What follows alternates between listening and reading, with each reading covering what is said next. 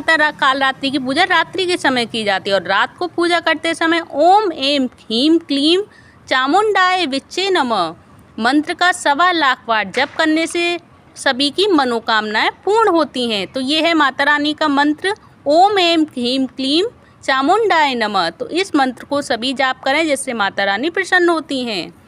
और ऐसे हुआ माता कालरात्रि का प्राकट्य। अब मैं आप सभी को बताऊंगी कि कालरात्रि माता का प्रकट कैसे हुई थी और नवरात्रि की 7वीं माता की कथा क्या है, यानी कि नवरात्रि की 7वीं माता यानी कालरात्रि माता की कथा क्या है, जिसको सुनने मात्र से ही सभी भक्तों के सभी पापों से उनको मुक्ति मिलती है।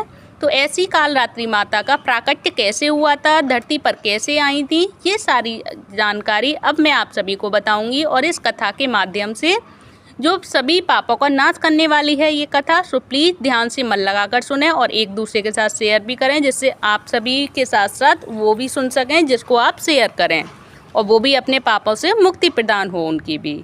तो चलिए जानते हैं नवरात्रि की 7वीं माता की कथा यानी कालरात्रि माता की कथा क्या है और कैसे उनका जन्म हुआ और कैसे उनका प्राकट्य हुआ।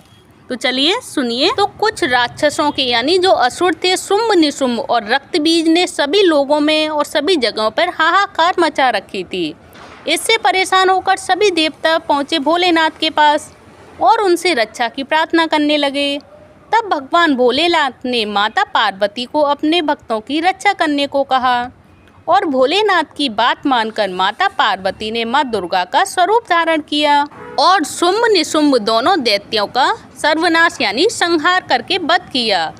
और जब माँ दुर्गा ने रक्त बीज का भी अंत कर दिया तो उस रक्त से लाखों रक्त बीज उत्पन्न हो गए। यह देखकर माँ दुर्गा को अत्यंत क्रोध आ गया और क्रोध की वजह से माँ का वर्ण श्यामल हो गया। इसी श्यामल रूप को देवी कालरात्रि का प्राकट्य हुआ, यानी इसी श्यामल रूप से, काले रूप से।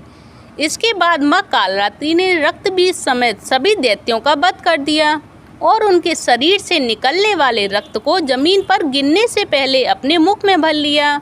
इस तरह से सभी असुरों का अंत हुआ। इस वजह से माता को शुंभंकरी भी कहा जाता है। तो ये रही माता की कथा कि इस माता ने इन राक्षसों के लिए ही ये रूप धारण किया था, जिससे कि इन राक्षसों का असुरों का संहार हुआ और माता रानी ने सभी के कष्टों को हल लिया। सभी देवता खुश हो गए और माता रानी की प्रार्थना करने लगे। तो ये है कालरात्रि माता की कथा और प्राकट्य की माता रानी कैसे प्रकट हुई और धरती पर कैसे आई और क्यों अवतार लिया इन्होंने। और ये सारी जानकारी और ये कथा आप सभी को माता कालरात्रि की कैसी लगी प्लीज़ मुझे कमेंट बॉक्स में बताइएगा। अच्छी लगी हो तो प्लीज़ वीडियो को लाइक करें, चैनल को सब्सक्राइब करें।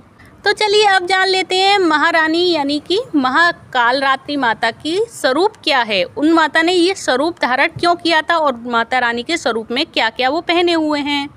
तो महाविनाशक गुणों से दुष्टों और असुरों का संहार करने वाली दुर्गा 7वीं शक्ति कालरात्रि हैं और माता का यह स्वरूप कालका का अवतार यानी काले रंग का है और अपने विशाल केश चारों दिशाओं में फैलाती हैं। जो 4 भुजा वाली माँ जो वर्ण और वेश में अर्धनारीश्वर शिव की तांडव मुद्रा में नजर आती हैं और माता के 3 नेत्र हैं, उनकी आंखों से अग्नि की वर्षा भी होती है और माँ का दाहिना हाथ ऊपर उठा वर मुद्रा में है और दाहिने वाला अभय मुद्रा में है। बाएं वाले हाथ में लोहे का कांटा और नीचे वाले हाथ में खड़ग तलवार सुशोभित है।